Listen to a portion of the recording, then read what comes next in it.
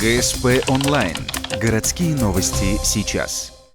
Пятница, 11:00. Ухтинский историко-краеведческий музей.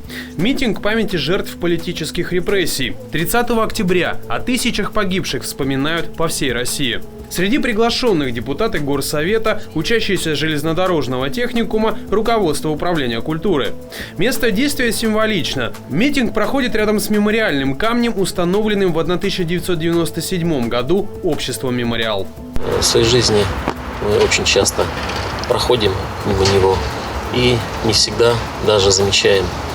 Но именно вот подобные встречи должны подчеркивать и напоминать нам с вами, людям, молодому подрастающему поколению, о тех жертвах, которые понесла наша страна в условиях политических репрессий.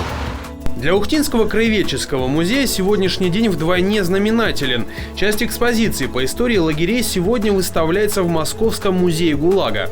В начале года пришло приглашение поучаствовать в экспозиции. Ухта дала согласие, и теперь в течение года москвичи смогут познакомиться с интересными предметами с севера.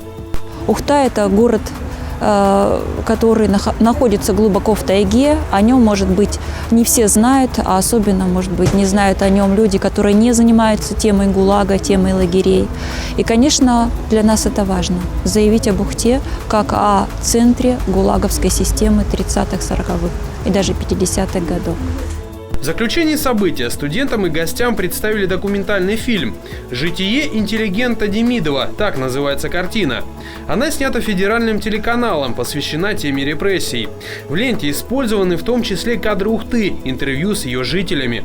Записаться на показ можно не только сегодня. Краеведческий музей готов по договоренности представить картину всем желающим.